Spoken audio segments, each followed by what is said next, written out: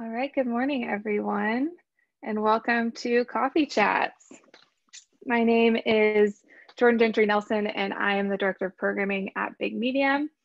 As you may know, Coffee Chats are a part of our Creative Standard Programming, which is the professional development wing of Big Medium that aims to fortify the creative, professional, and economic success of local artists. And I just want to quickly share that since we've pivoted from monthly in-person coffee chats to now weekly virtual programming, we have produced a total of 19 coffee chats. And so even though we can't be together in person, I'm really proud that we are able to offer this consistent weekly inspiration that has already surpassed what we would normally do in a year. And today, our inspiration comes from Funmi Ogunro, a filmmaker who does so much in our community. She is the creator of Art is Cool, a multi-service organization specializing in videography and short and long format documentary films. And her work has screened at South by Southwest, Los Angeles Pan-African Film Festival, and many more. And that is just a brief sampling of her bio, so I will let her get more into that in a moment. But I also want to introduce you to Aaron Weiss, who will be guiding the conversation today. And in addition to being a filmmaker and storyteller himself, Aaron is also on our Creative Standard Committee, which is a group of advisors that help shape the structure, strategy, and community outreach of the program. Aaron also serves on the Big Medium Board of Directors. So thank you to both of you for being here, and Aaron, I will let you lead from here. Thank you, Jordan. Good morning, everyone. I'm excited today to get to talk with Funmi and learn more about what she does. We both have a passion for documentary films and telling stories. And Funmi, let's just start with a little bit about you and your background. Thank you, Big Medium. Thank you, Aaron and Jordan, for having me. I'm so excited to talk with you all and to talk with our audience. And I'll just give a little bit of information about myself. I am a native Austinite, and I'm proud to say that. I grew up in South Austin near Westgate and William Cannon, and then my family, we moved to Pflugerville.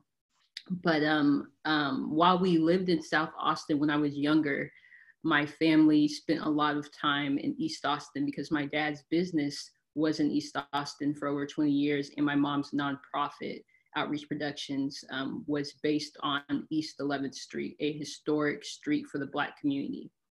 And so my time in East Austin did inspire me to become the filmmaker that I am today. And so I went to Baylor University, and after I graduated, I started working in film immediately. I've done, like Jordan mentioned, short format works, long format works, documentary works, comedy web series, art exhibits, and most recently, I worked at Austin PBS as a film producer. That's awesome. Yeah, I want to hear more about PBS and your experience there. But first, your latest project, Austin Black Freedom Community. Let's watch a quick trailer from that.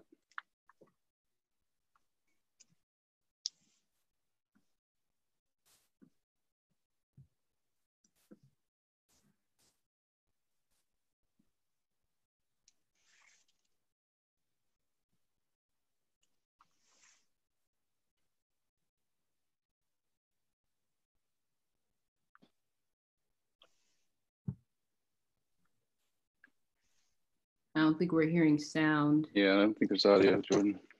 Are y'all hearing that? No, not the audio. Okay, one moment.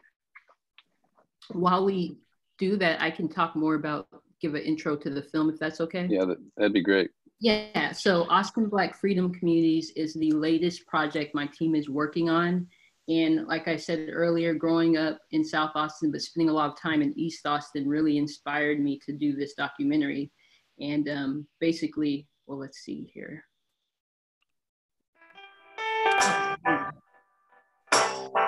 Freedom communities, or freedmen's communities, were established by formerly enslaved Blacks after the Civil War ended in 1865, not only in the city of Austin, but around the city of Austin and even in rural Travis County. Did you know a couple blocks away from South Congress lived a freedom community named Southside, also known as Brackenridge? There were over 13 freedom communities throughout Austin and Travis County. Black people built these communities from scratch, building homes, grocery stores, churches, and schools. It was a place where African Americans did live back in the day following emancipation. In the 1870s it began, and it was a place where folks had a community. They had everything they needed except utilities, paved streets, water, transportation. They had everything except the kinds of things that you'd associate with urban life.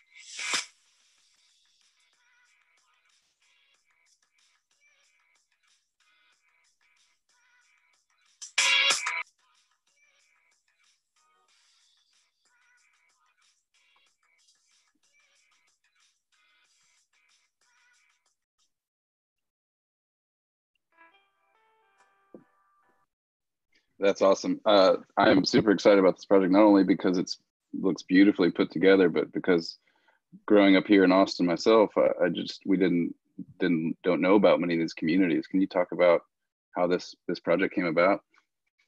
Yes. So Austin Black Freedom Communities is a really big project, and it's also going to be a huge educational tool for people when it comes to Texas history.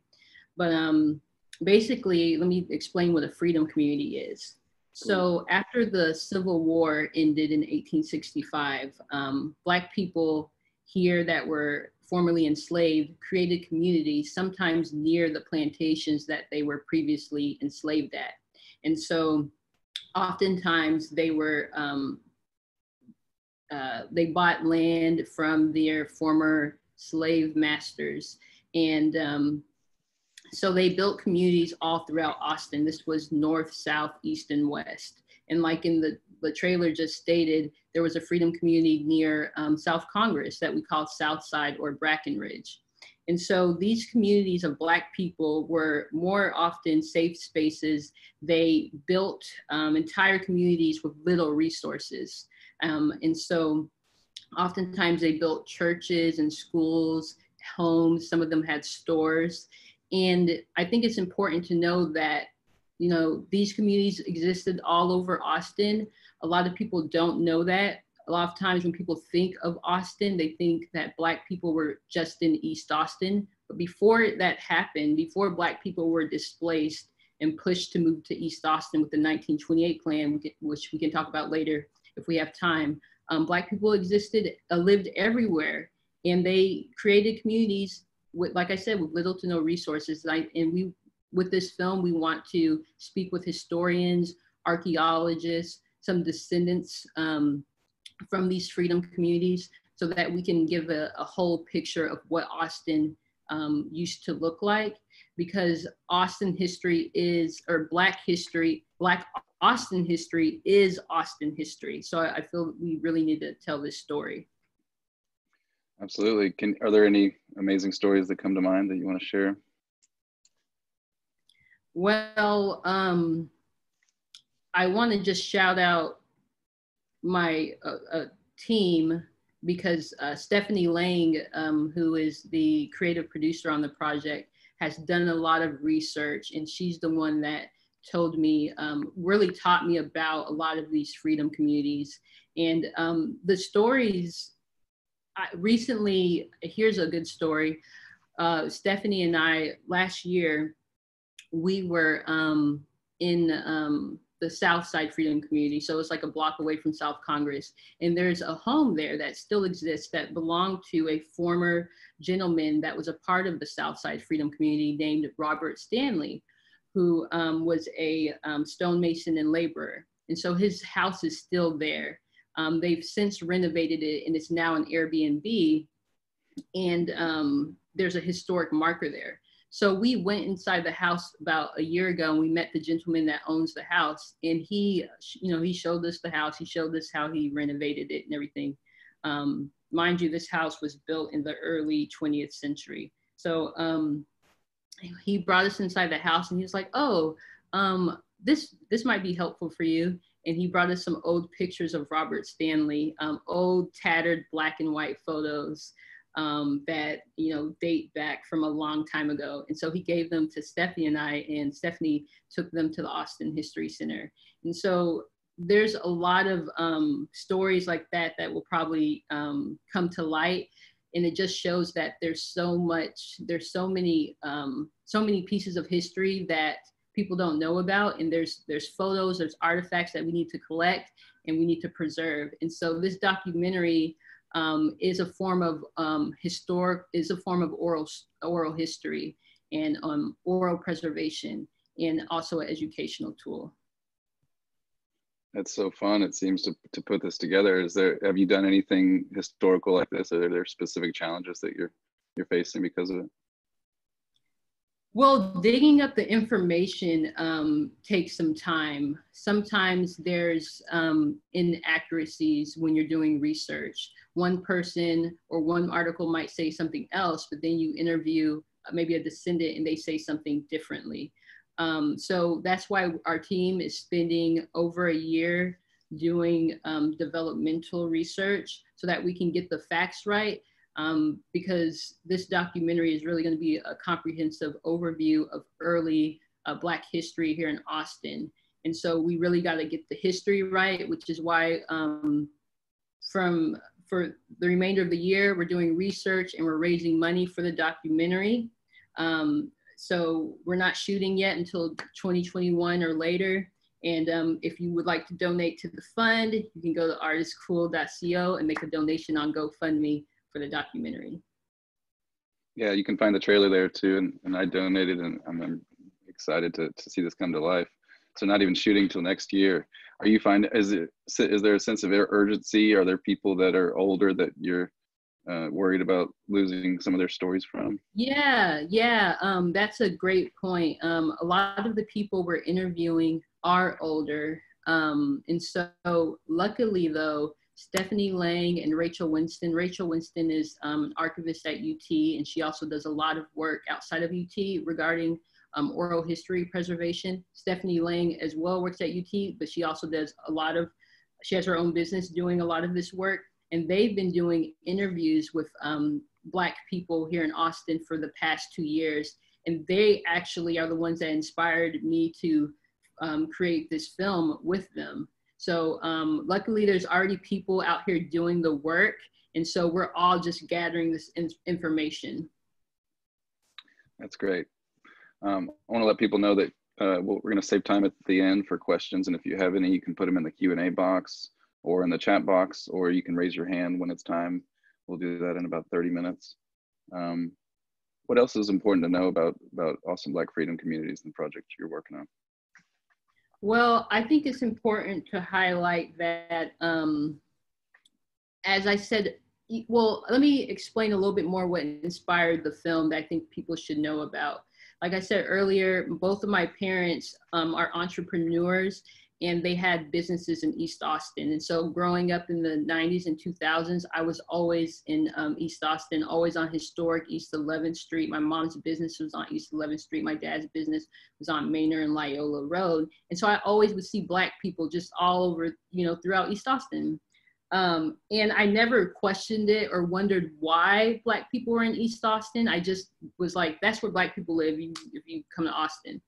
And so Stephanie and Rachel and I they hired me as a cinematographer and editor for a film for the 12th Street Merchants Association. I feel like I might be saying the name wrong, so forgive me for anyone watching. But we did a film with the city in Public City about the history of East 12th Street, which is really a street that was and still is big for the Black community when it comes to business. And so with that project, we interviewed different Black elders about the history of East 12th Street. And it was so beautiful to see because the Black elders that grew up on East 12th Street in the 50s, 40s and 50s and 60s explained how 11th Street and 12th Street were you know, booming, were, they had everything they needed. They didn't need to leave East Austin for anything. They had their own stores. They had a movie theater, the Harlem Theater. They had parks. They had churches, everything they needed. Their schools were Elsie Anderson, Keeling Middle School. These schools were the heart of the community. And they were, I want to say thriving, but we didn't have everything we needed because they didn't have the support. I'm saying we, but they didn't have all the support from the city. But and so it was beautiful to hear those stories. And so, you know, when we filmed it, all of the Black elders telling their stories, it made me think about Black history in Austin and why I didn't know this story about East Austin back in the day. And you know, Stephanie started telling me about, you know, the different freedom communities that existed before the development of the Negro district in East Austin. So while we were, you know, filming that documentary and I was learning so much about the history of East 12th and East 11th Street, I just said, okay, well, let's dig deeper. Let's look up the history about Black people before, you know, they came to East 12th and East 11th Street. And that really inspired the documentary about freedom communities that, you know, existed in the late 19th century, all the way up to the 1920s and 30s. What kind of feedback are you getting on the? Say it again. What kind of feedback are you getting on the project from people? People are loving it. A lot of people have said this is a surprise to them. They didn't know about freedom communities. They didn't know Black people lived all throughout Austin. The population of Black people in the late 19th century was 40%. And now, as you know, the population of Black people is like under 7% in Austin. And so that's remarkable. So a lot of people are just like, wow, we really need to know this. It's not taught, freedom communities aren't taught in Texas history. We just learn about Stephen F. Austin and everything. But so, you know, this documentary really is going to be an educational tool for many. What are your hopes for it? What are your plans for where this ends up? So I want, you know, educational institutions to use this film as a supplemental tool. I know there are people who have created curriculum, and it'd be nice to pair the film with some of the curriculum, but that is still very early on. So we're still figuring that out. I also want, this film is very relatable to the nation's history of Black people being resilient, Black people using little to no resources to build huge communities, and then ultimately Black people sometimes getting knocked down. So, you know, the Black Wall Street, Tulsa, Oklahoma.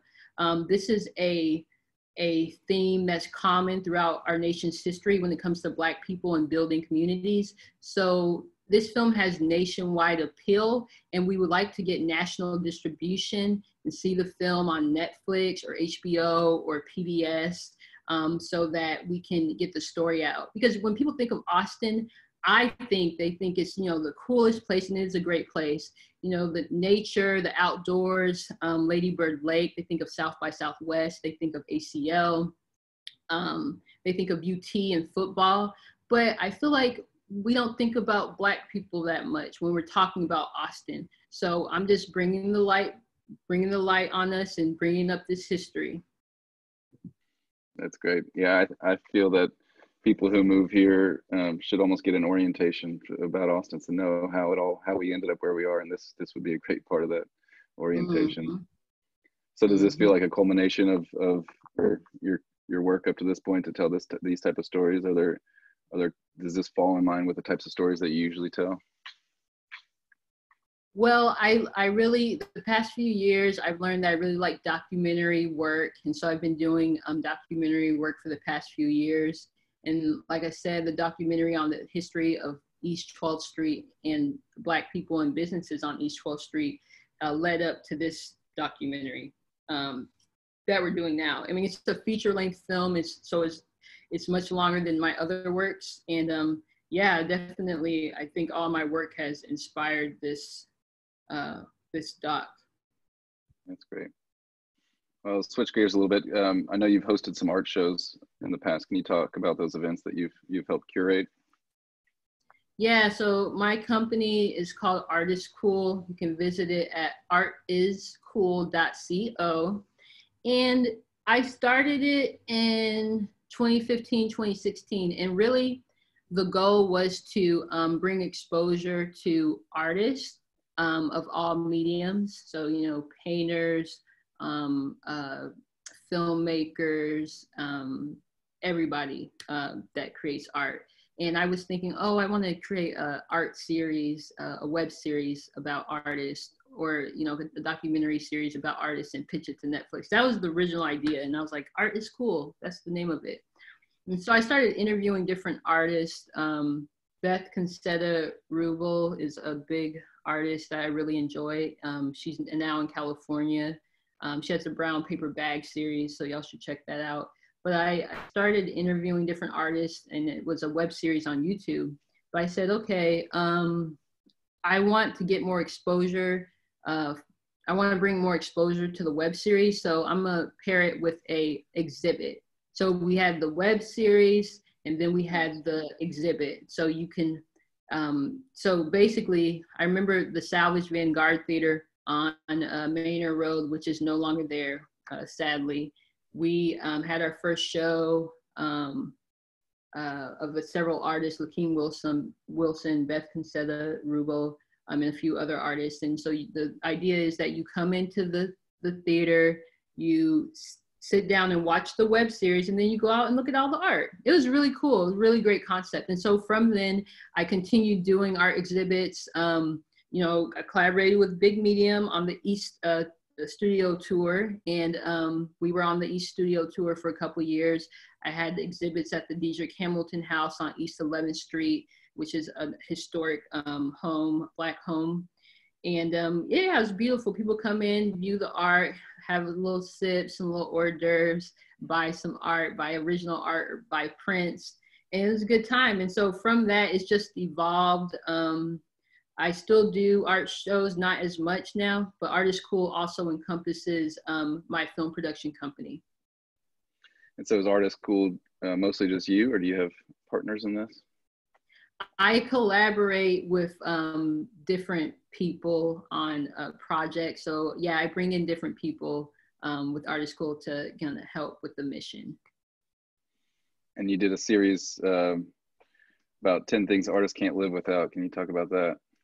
Yeah, so 10 Things Artists Can't Live Without is a great, fun series to bring exposure to different artists here in Austin. I was watching GQ's series on YouTube, and they have the series is called like 10 Things Insert Celebrity Can't Live Without. So they interview different like basketball players, rappers.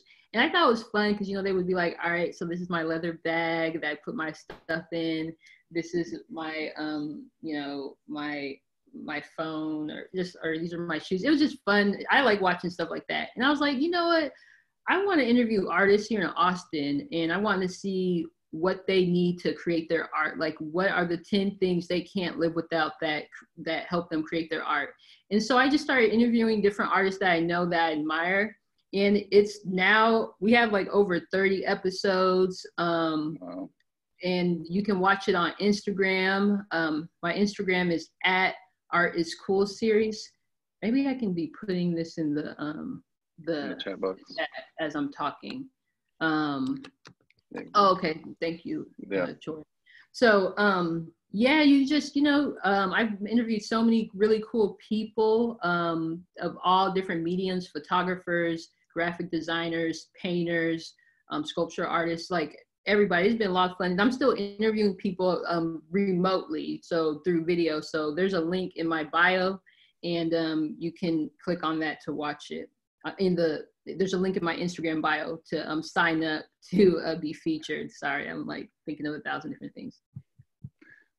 Yeah, they're fun. Can you think of any memorable things that you want to tell people about?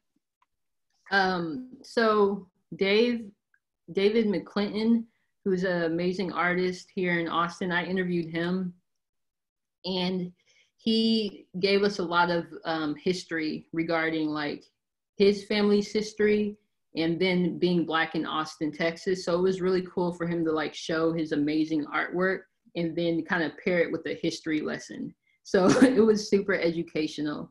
Moyo is another artist here in Austin, a mixed media artist.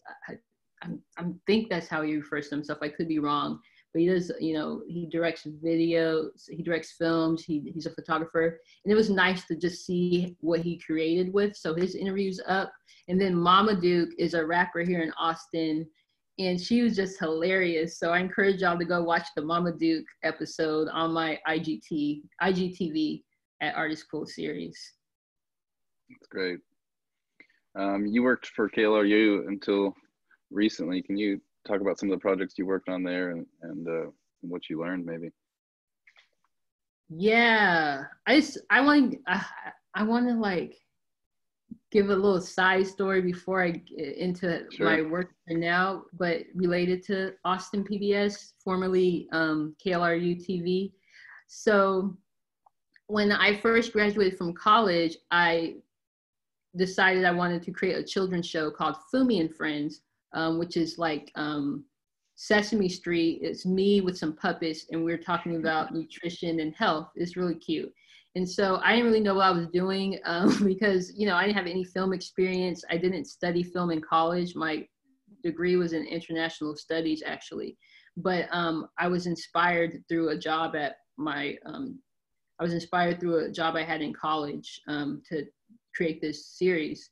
To create this TV show called Funmi and Friends. And I was like, oh my goodness, I'm gonna pitch this show to PBS, and I'm gonna have a TV show called Funmi and Friends. It's gonna be like right up there with Sesame Street. So anyways, it's just funny because I pitched the show, because we shot it and we filmed it. It was a hot mess at first, but we didn't give up. We kept going. We pitched it to like PBS, and I even went to Austin PBS and met with people. I was like 21 at the time. And so no fear. Yeah, no, very fearful, but I didn't realize how like I had so much more to learn. So obviously the show did not get picked up, but it's just funny that I went to, you know, Austin PBS at the time, pitched it, and then years later, I'm now working at Austin PBS. So I thought that was really cool, like come full circle. So I used to write like try to bring the series back. Yeah. Well, no, I didn't. I was like, that's in the past. Moving on. So I used to do a lot of manifesting stuff, like writing on little things like, I will have a show on PBS. I will, blah, blah, blah. This was early 20s. I will be hosting a TV. So, it kind of worked. So, made it happen. Okay. Yeah. So I'll talk about Austin PBS. I know I didn't just talk. So. That's good. So 2 years ago, I started working at Austin PBS, and they brought me on as a producer for the American Graduate Initiative, which is a national initiative to create to create short format documentaries about individuals pursuing jobs that are in high demand that don't require a 4-year degree. And so it was to bring awareness to all the jobs in Austin and surrounding Austin that pay pretty well, pay a livable wage, and do not require a traditional 4-year degree. So this includes trades, tech, and healthcare. They, may require training or, courses and classwork, but it's not the traditional 4-year degree because that route isn't for everybody. And so it was just a really fun project. I interviewed so many different people, and I loved it because I know I had a lot of friends, and I know a lot of people that went to a 4-year degree college and then, didn't necessarily get the job they wanted immediately, and maybe even changed their path. And so that was a lot of fun. We got, I was nominated for an Emmy, a Lone Star Emmy for my work there, and I won a National Education Award, a NETA award as well. It was a lot of fun, and I want to shout out Ben Kramer, who was project manager for that project. And I guess you can find this on the PBS channel on demand.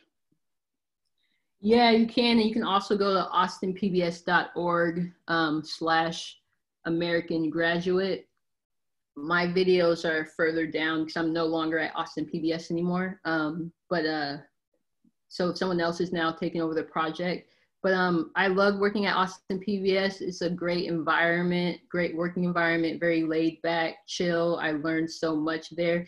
And I had a lot of autonomy. Nobody was micromanaging me. I also was a one-woman team when it came to production. The project manager was there, but I shot it myself, did sound and did the editing. Sometimes I got a little bit of help, but so it was I learned a lot there, and it helped me with my film career. Yeah, I'm definitely used to being a one-man operation too, and know all the challenges that can come along with that. But, and then also, there are benefits and downsides, but talk about some of the challenges maybe that you found working on that series by yourself.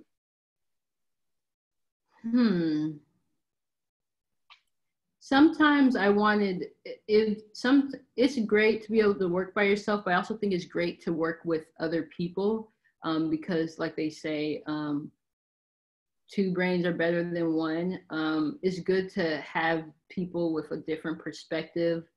So I think working as a team is very important. And sometimes it would have been nice to have a team with me on shoots. Because sometimes production assistants did come with me and interns. And that was extremely helpful because when you're shooting, sometimes you'll miss something or somebody might say, what if we angle the camera that way so we get that picture in the background, or so that we create like this very like symmetrical look.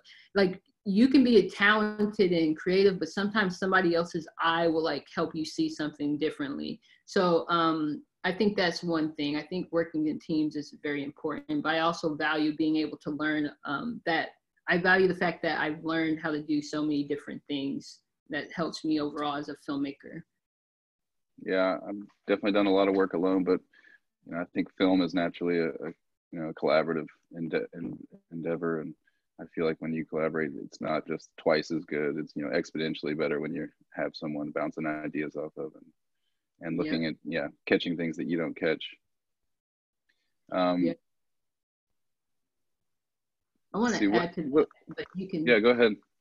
I was just going to say that I'm still working on becoming a better team member, or I'm still learning that process because when I started off in my film career, I tended to do everything myself because I didn't have any money to pay people, and I didn't know how to like get people to help me because I also felt like, dang, like I need to pay them. I don't want them doing free work or things like that if it wasn't like a full partnership.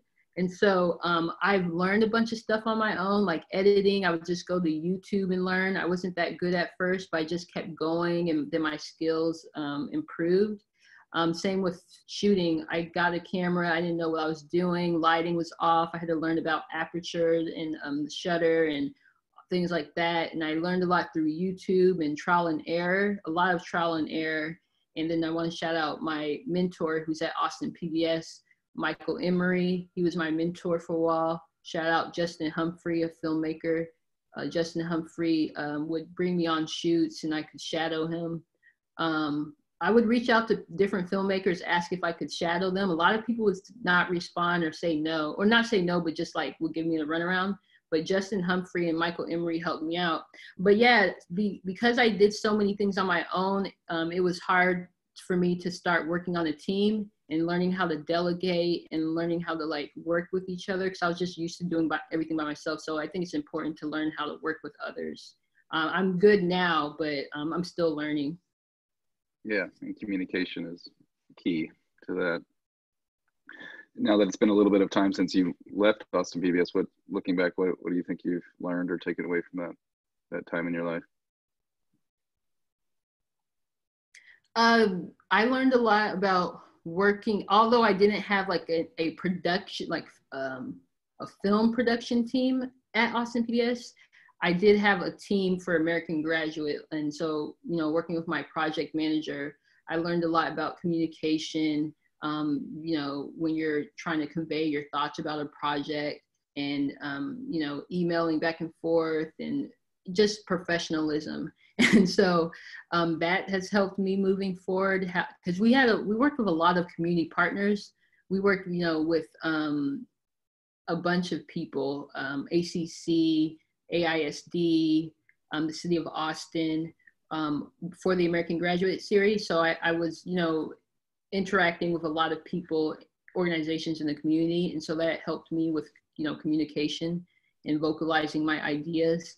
And also just, like I said, I had a lot of autonomy at Austin PBS, and I was able to experiment with how to shoot, how to do my short format documentaries. They didn't say like, oh, you got to do it this way and give me a script and like the design has to be like that. I was able to like do different styles of videos.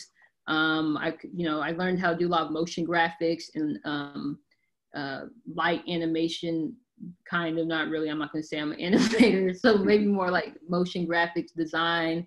Learned a lot. Some of my peers, Joe and Juan and Blair, that worked there with me, they taught me a lot of like editing stuff. So I improved my skill set a lot. And then can you talk about why you decided to leave PBS and go out on your own? Okay, so yeah, I love Austin PBS. I just want to keep saying that. I would have kept working there if I didn't have some other things I wanted to do, which is produce a lot of projects that I'm working on, in which includes the documentary Austin Black Freedom Communities. If you want to learn more about that, in case you joined late, Austin Black Freedom Communities, go to artistcool.co. Anyways, I left to just pursue my more film production work with my production company, Artist Cool. And I also do work for clients. So if somebody wants a video, they can hire me to produce the video, shoot the video, get the editing done. And so I didn't want to continue juggling a full-time job and then my own production company, because that's like, they can get in the way of each other. And so that's why I said, okay, well, I've done amazing work here at Austin PBS. I learned a lot. We, inspired a lot of people, and now it's time for me to move on in my journey. I've just got a couple questions left on my list, but if anybody has any questions, you can put them in the Q&A box. We'll be there in a few minutes. You mentioned earlier your parents had organizations on the East Side growing up, and you mentioned your mom's nonprofit outreach productions. Can you talk about that a little more? Yeah. Shout out to my mom, Deborah Orr, who might be watching. But yeah, Outreach Productions, which is still active, is a 501c3 nonprofit. And the goal is to increase literacy development for minority youth in often marginalized communities. And so when I was younger, my mom did a lot of storytelling workshops. She did summer camps. She started a computer center in East Austin before the Michael and Susan Dell Foundation. She was at the Carver Library and Oak Hills Library, which is now Willie Mae Kirk Library. And she had a computer center for youth in the summer camp. She also toured AISD and other surrounding independent school districts with puppet shows. And she's also a children's author, and you can check out her work at outreachp.com. So anyways, that really inspired me to be a creative artist. I didn't know I was going to be into puppets when I was younger, because I was like, my mom always has a puppet. And I was just like, she was always making puppets, and she makes like paper mache puppets and stuff. She's really talented. But that all inspired me because, 20 years later, Funmi and Friends, me and some puppets, Google Funmi and Friends, you'll see the images. It's funny now, but yeah. In your pitch. So, so that's my mom's business. Nonprofit is still active. It's not located on East 11th Street anymore, but yeah. And then my dad's business, which is still active, Sonny's Bookkeeping and Tax Service.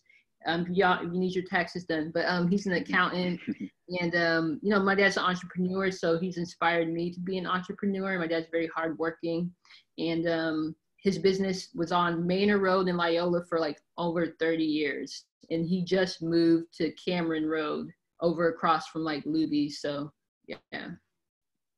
What was that like growing up with Outreach Productions? And I'm sure you were there for all the puppet shows and all the events.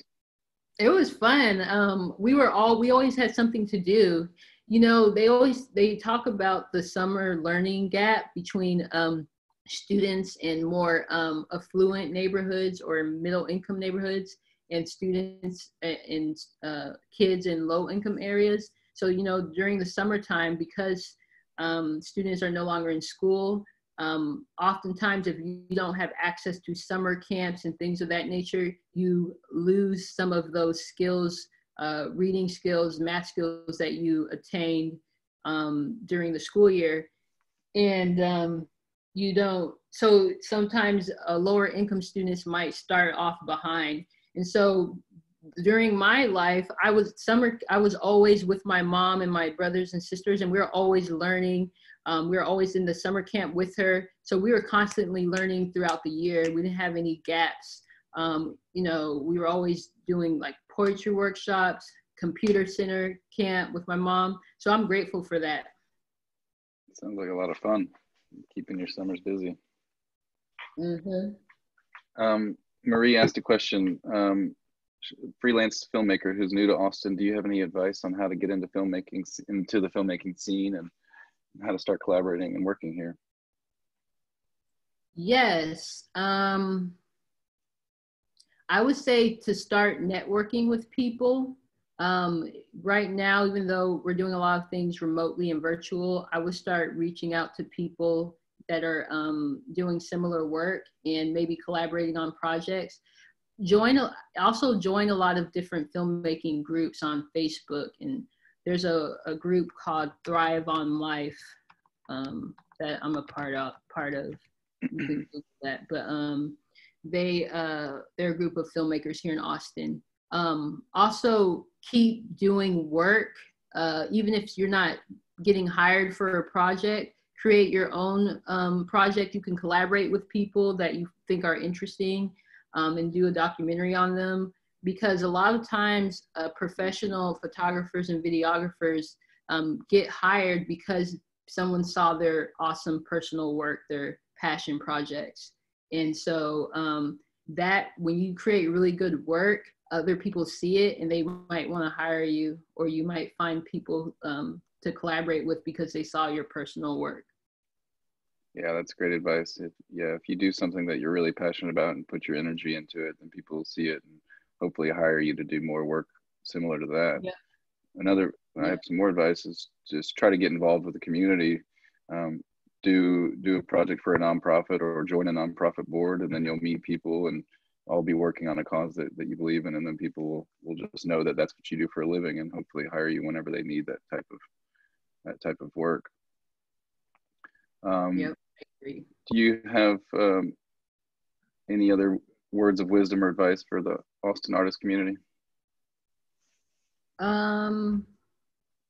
I think his name is Ira Glass. Is that the host of the This American Life? I think that's him, but he has like there's like a little short video of him inspiring people who are new to art or new to something different. But so like, for instance, he talks about how when you first start working on something, your work might not be the greatest at the moment, but what you have to do is just keep on creating your work. Like you might create something and be like, man, it don't look like that person who's been doing it for a while, and be like, man, I'm done with this. I don't have time for this, or like I give up. But thing is, even though your work is not as great as you think it should be, you're supposed to keep on going, keep on creating, keep on creating, keep on creating, and eventually you're going to build that skill set. And so I know a lot of creative people who have amazing ideas, and it really hurts me when they give up too soon because it's not what they imagine it should be, or they're not getting the feedback that they think they should get or the views that they think they should get. And so I always try to inspire people to keep on going, because when I started doing my film projects, I didn't know what I was doing. My stuff was trash. My editing was trash. Even somebody I knew that I admired told somebody else my editing was trash. And so, you just gotta keep on going, keep on pushing, and take that small step every day and keep creating. That's for people who are new to starting anything. And that goes for anything in life, not just like art, just for anything new. I like that a lot. And yeah, one thing I have to add to that is just when you keep on creating, just try to always produce the best work you possibly can at that moment in your career. And, Yep. And then it'll keep progressing. My last question is, what stories do you think should be told, right, or need to be told? I think genuine stories need to be told by the people that are going through it. So I'm really big on Black people telling their stories. A lot of times for any group, any POC, a lot of times our stories are told by other people that don't look like us. So I think it's important for us to tell our stories, whatever it is, anything. I think we need to be telling our own stories. Dan has a question. How did working in education affect your film career? I'm like thinking of two different things. So I didn't talk about where I worked earlier. I used to work for Austin ISD as a after school enrichment programmer. I forgot the title. I worked there for 4 years. Oh, okay. Someone said yes to that. Okay. Or he said it. I worked there for 4 years, and I was, still applying to film jobs while I was there. But working with students in a low income area, that the program we did, ACE is the program. We provided free enrichment programs after school, so kids could come in and learn like STEM and build robots for free. Austin Film Society came in and taught kids, 5th graders and 4th graders, how to produce movies, stop motion projects, or how to shoot movies. Chess Club, All Creative Action, another dope nonprofit. Like the NETAs, there's just so many partners we had, vendors that came in, and it just showed me how important it is to level the playing field when it comes to students in wealthier areas and students in low income areas, and how free programming is a huge benefit for students. That really opened my eyes in how students learn, and the importance of providing programming that's no cost. Because some people would say, oh, y'all are just like a daycare. But it's like, okay, well, a lot of these students' parents are working like 10 or 12 hours. So good. We could be that daycare and also educate students, provide hot meals for free, and provide a STEM class for students that want to learn how to build a robot. Like, that's so important, and we need more of that. But I think moving forward, as I create projects, that has just helped me have a more open mind, and helped me think more like logically when it comes to everything that I do, if that makes sense. Definitely. Well, should we show your trailer one more time for people who might have joined late? Yeah, let's check out the trailer to Austin Black Freedom Communities right now, and I can talk more about it afterwards if needed. Great. Okay, I'm pulling it up, 1 moment.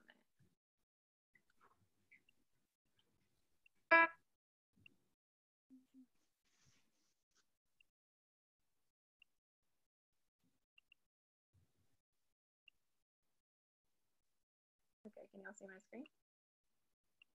Yeah. You can hear? Yes. Okay, great. Freedom communities or freedmen's communities were established by formerly enslaved Blacks after the Civil War ended in 1865, not only in the city of Austin, but around the city of Austin and even in rural Travis County. Did you know a couple blocks away from South Congress lived a freedom community named Southside, also known as Brackenridge? There were over 13 freedom communities throughout Austin and Travis County. Black people built these communities from scratch, building homes, grocery stores, churches, and schools. It was a place where African Americans did live back in the day following emancipation. The 1870s it began, and it was a place where folks had a community. They had everything they needed except utilities, paved streets, water, transportation. They had everything except the kinds of things that you'd associate with urban life. So before I forget, I just want to shout out the cinematographer, Juan A. Itzagire. He did the cinematography for the project. He worked with me at Austin PBS, and he taught me a lot about cinematography. I want to shout out Funmi Ogunro. He's my brother, and he's helped me with all my projects, starting from Funmi and Friends with camera and sound design. And I just want to quickly name the other producers: Tamar Price, Hannah Roberts, fundraising consultant, Rachel Winston, archivist, Cullen Cooper, research associate, Edward Floyd, associate producer, and Stephanie Lang, creative producer. And yeah, we're raising money for the remainder of 2020. You can go to the GoFundMe, which will be listed at artiscool.co. And that will fund phase 1 of production, which is filming interviews with people, historians and archaeologists. In 2021, we're going to start filming. Right now, we're just doing research. Well, congrats, you're about a quarter of the way there, right, for your fundraising goal? Yeah, We're at 25,000. We're at 25,000. We're raising $100,000 by December 31st, 2020. We can do it. Yes, we can. Definitely. Well, if anybody has any other questions, you can type them in. Otherwise, do you have any last words you'd like to leave people with?